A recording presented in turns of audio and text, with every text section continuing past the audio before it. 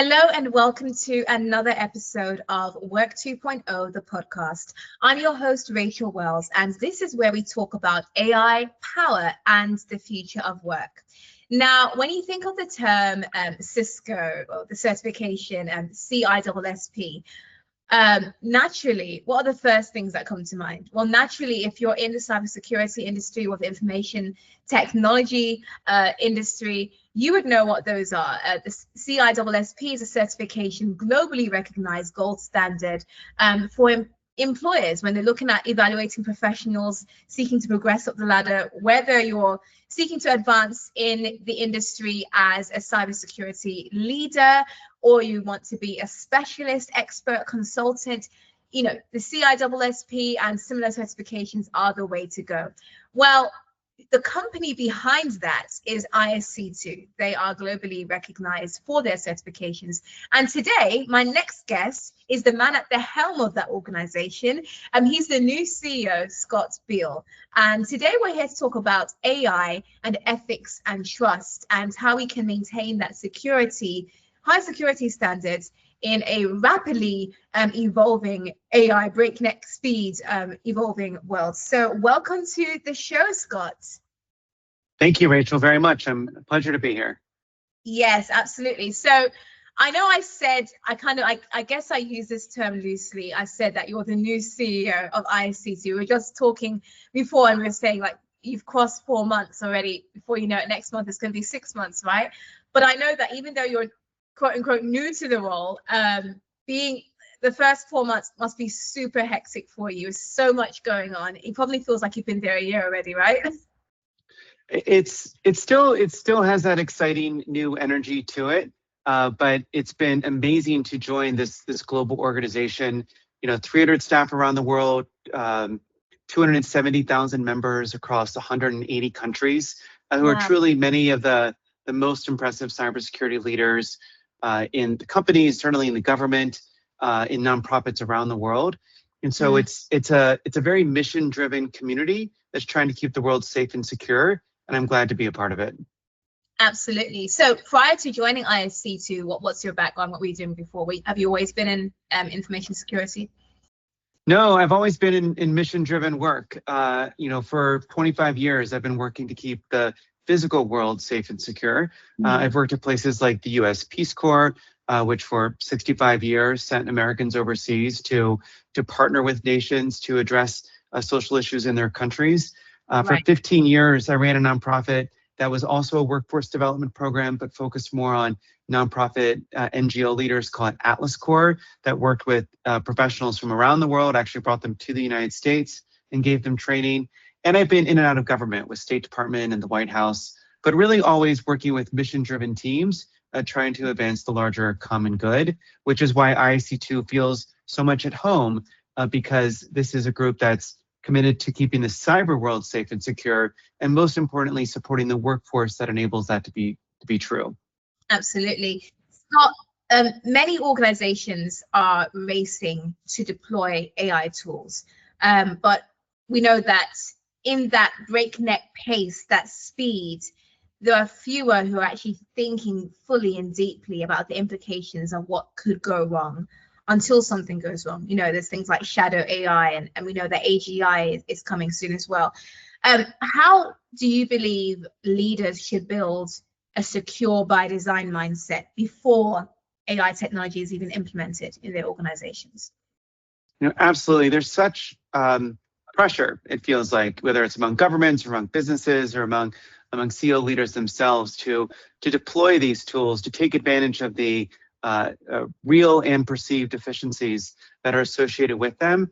But it doesn't take much reading of the newspaper to know the dangers involved in AI, the dangers and the cost, the actual physical and money, and in some cases lives cost associated with cybersecurity attacks. So it's super critical that leaders in particular consider secure by design from the very beginning. Really, what it fundamentally means is that before an AI tool or a product is purchased or even designed or deployed, that they are considering security from the very beginning.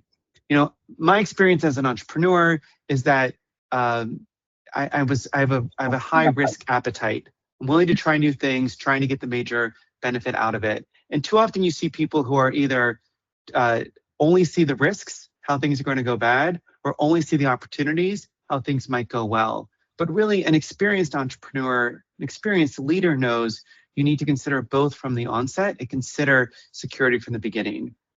I'll actually give a quick example. I was thinking about this earlier about the car industry.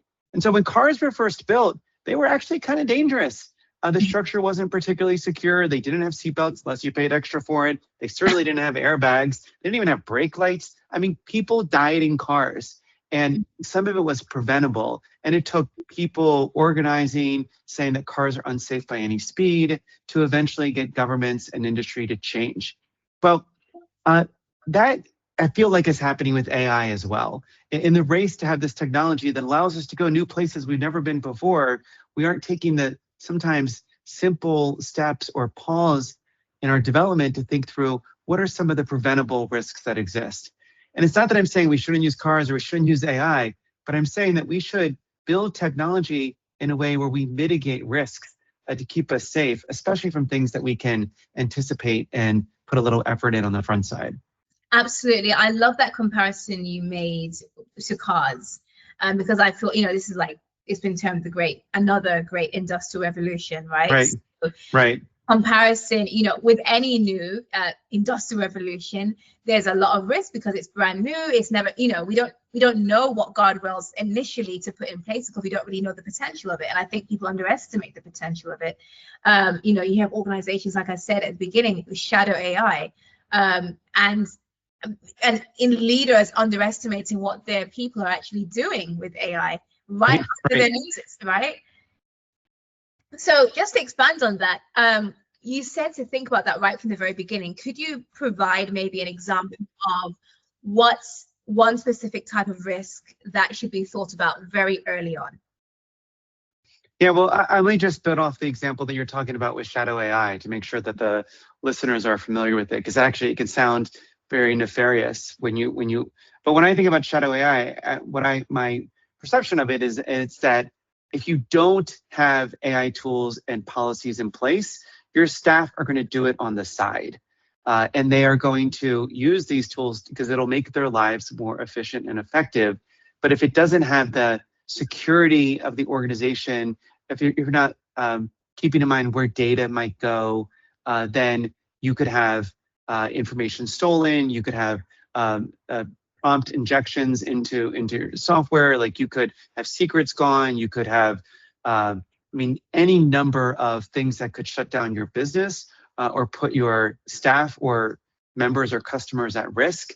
And that would be with the shadow AI example, because a company is almost too afraid to implement policies that do allow people to use some of these tools, but use them in safe and secure ways. So I think the shadow AI example is great because it just shows that sitting on your hands actually isn't an option. It's telling people, oh, just don't use it, really not the best approach either. Like if everyone else is driving in a car, your employees want to get in a car as well. You need to give people the education, that in some cases certifications or licenses to show that they know how to use it, that you're not just letting your kid get in the car and go crazy with it, but you're giving people who have experience the policies in place and let them use the car. There's still risks associated with the car, but if they're properly trained and we have rules of the road, then you can go a long way with using the technology properly. Absolutely, 100%. When we talk about keeping up with emerging tech, what would be your advice to C-suite leaders and even senior managers? How can they keep up with the emerging tech and maintain that balance while staying connected to their organizations? Yeah, I mean, it's tough. I think it feels like you see in the news a greater turnover of CEOs, even in some of the largest companies in the world. Yeah. And I'd be interested to see, like, in 24 months if that is actually true or just something that the press is reporting on. But it does feel like those CEOs and leaders who've risen over the last 10 years may not even be the same ones who are able to navigate the future in the next 10 years. And certainly I believe that a lot of the basics and principles of leadership haven't changed. But you do need a leader who is comfortable in this new and uncertain world, and like knows how to either deal with the technology or is curious, and also knows how to surround themselves with people who are really experts on it.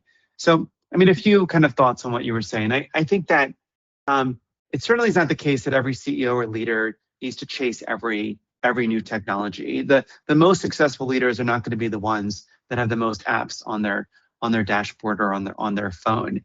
But I do think it's really critical that one's curious, one's open, one likes to test and read articles outside of their industry, and explore what other people are using, and kind of having some balance between curiosity and innovation with also a healthy amount of discipline and governance. And that requires both a mindset of seeing the world in a way where you can filter through the noise and focus it on the technologies and trends that are most relevant to your company, but also like a strong structure where you when you do try two technologies, you start small, you pilot, you look for clear success metrics, you keep security and legal and safety issues really at heart, and then surround yourself by people who have different perspectives. I always believe that more diverse teams create better outcomes, and diversity is defined lots of ways, including different academic disciplines and different even mindsets and skill sets.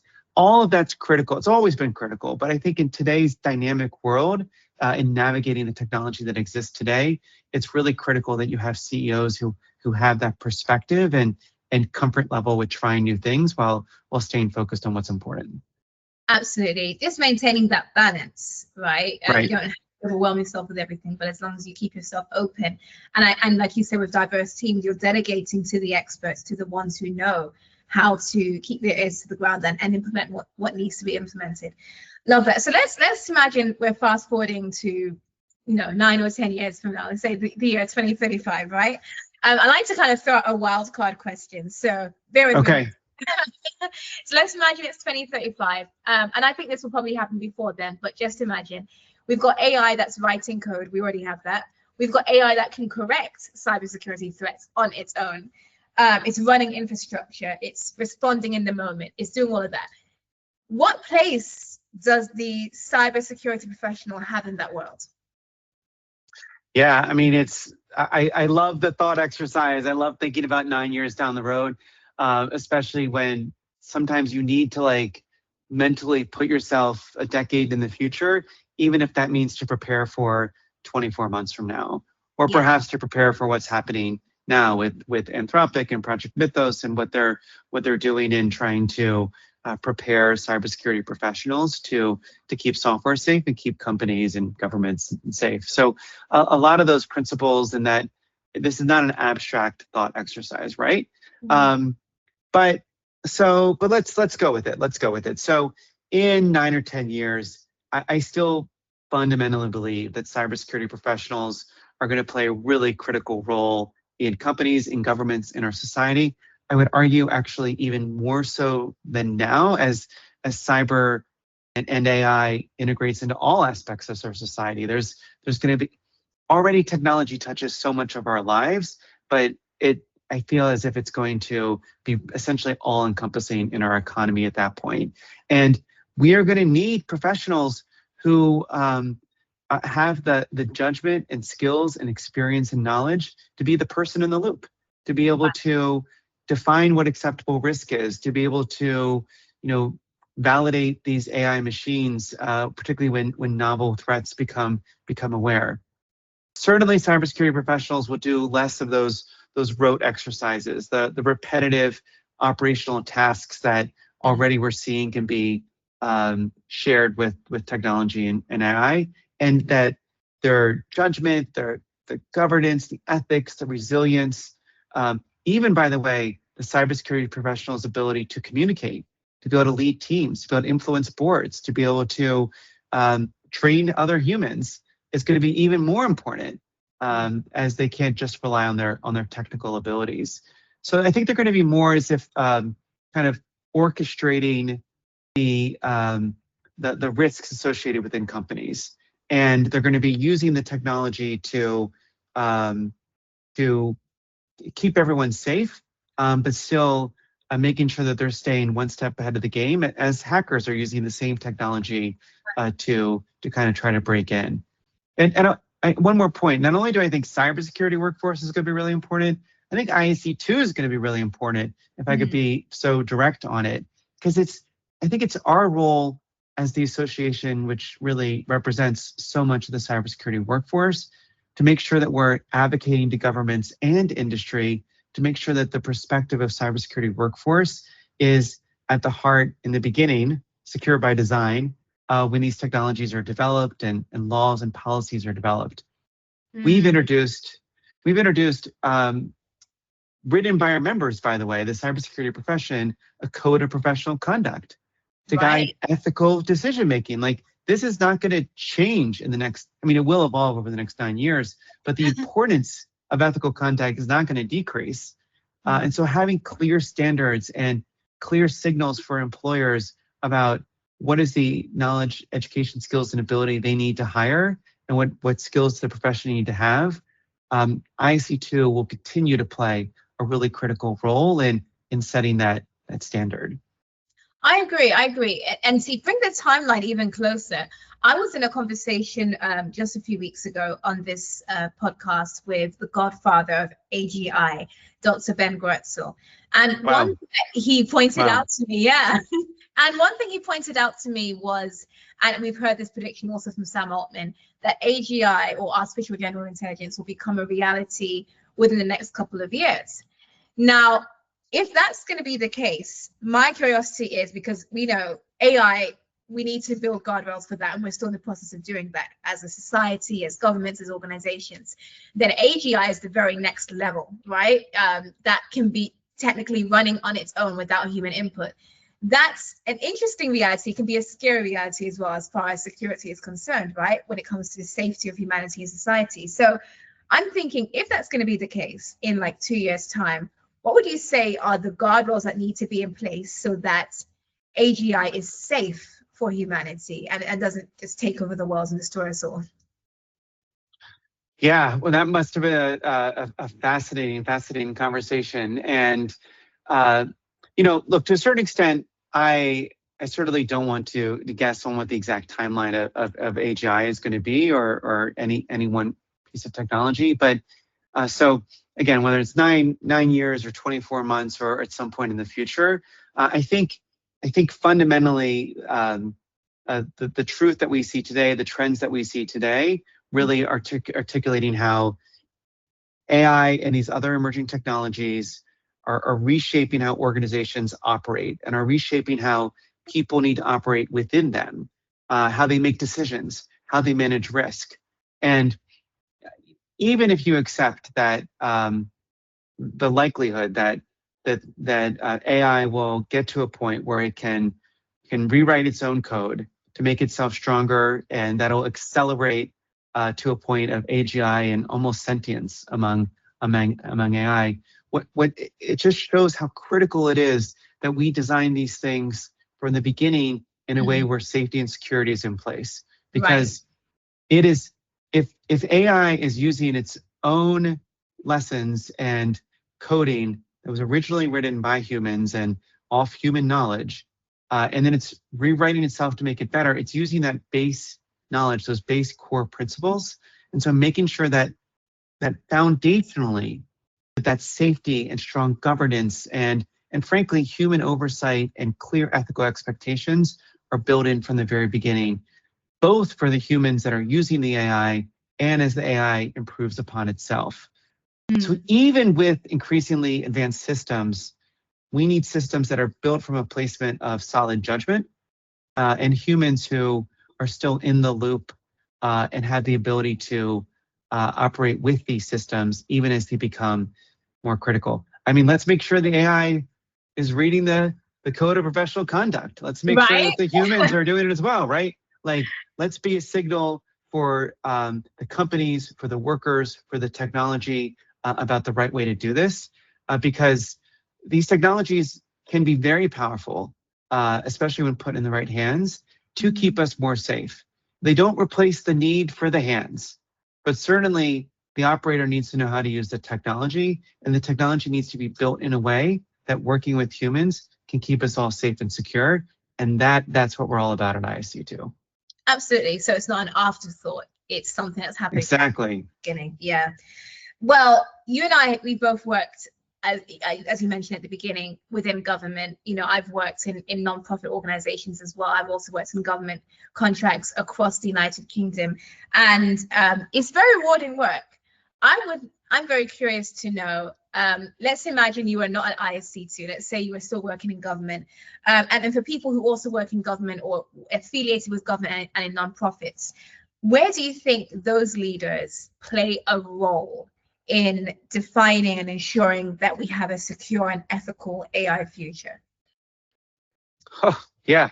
I mean, I was just in London meeting with the government on behalf of the cybersecurity workforce, and a few weeks ago, and in Geneva just last week at the World Economic Forum with cybersecurity professionals, with government leaders there, as well as leaders of some of the biggest banks and companies having this conversation. And it's really critical that the workforce be there, be a part of the conversation. And again, it's a real honor to be able to try to make sure that voice is heard. Look, when I was in government, you really do have the appreciation for the fact that you're representing the larger common good, whether it's a state or when I was in the White House. And there's this real sense of responsibility to make sure that you're putting in policies and practices in place that are keeping not only citizens today safe, but are creating a more safe world. And sometimes that means, allowing the free market to innovate and to grow. The government doesn't need to overly restrict companies unnecessarily or be unnecessarily bureaucratic. But governments cannot simply set back. Like we can't just simply set back and say, "Oh, this will all figure itself out," because time and time again, technologies have shown that doesn't work. And I could give you a dozen more examples, like the car example, where later on government came in and said, "Actually, we need to get in place here and make sure that there's some guardrails and safety." License. I mean, a lot of governments will recognize, CISSP recognize their certifications when hiring cybersecurity professionals. That makes sense. Why create your own certification for cybersecurity folks when there's been one that's been around for decades that the top companies, right? So governments don't need to recreate the wheel, but sometimes they need to make sure that the companies and society is using the tools that are available to keep people safe. I'll give one other example too. It's just most recently I was working with the U.S. Peace Corps, which is also part of the U.S. government, but it's an interesting agency because it works with governments and cultures of people all around the world. One thing you learn in working with the Peace Corps and meeting with foreign ministers and presidents of countries and actually mayors of towns and principals of schools in small villages all over the world is that like those relationships that in some cases the Peace Corps have been built on for decades are actually how things get done. The trust between people, that most societies and cultures are relationship based and not transactional. And so having that ensuring public trust, ensuring that we're working transparently for the larger common good, ensuring effective ethical leadership, accountability, and long-term thinking is really critical in government, in nonprofits, and certainly in cybersecurity, even if you're in the private sector.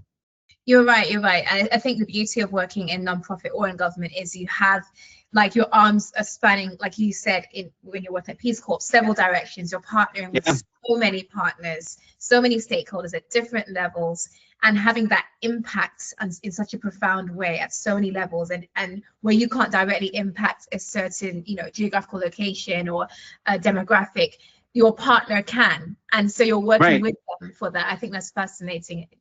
Definitely rewarding work. Yeah, but even in the private sector, even the private sector that's, profit driven, hitting their their quarterly financial goals. Publicly traded companies have boards and shareholders who want to make sure that they're making the most money.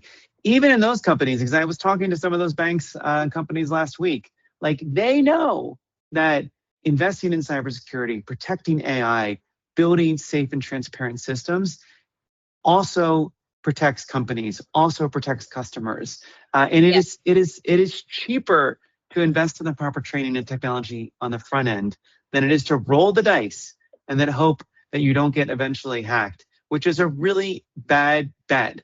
Like the house loses in this situation, right? And it's like you just to assume that you're not going to get hacked or that you can just pray and patch is not the right way to handle these things. So sure, the government should do it from a sense of public responsibility. Nonprofits need to do it from the sense of sort of mission-driven impact. But even companies need to realize that they need to weigh the opportunities and the risks to keep their customers and society safe. Absolutely. And it also builds trust with their customers. I mean, their customers may end up your competitor, you know? Yeah, Scott, exactly. thank you so much for your time today. I appreciate you coming on the podcast and sharing this with our audience. To our listeners, thank you so much for listening and tuning in or watching Work 2.0, the podcast. If you enjoyed this episode, definitely feel free to rate this podcast, comment and share this with a coworker or friend, or even a manager or a founder or your boss, so that you can be equipped and your team can be equipped for the future of work. And I will see you in next week's episode of Work 2.0, the podcast.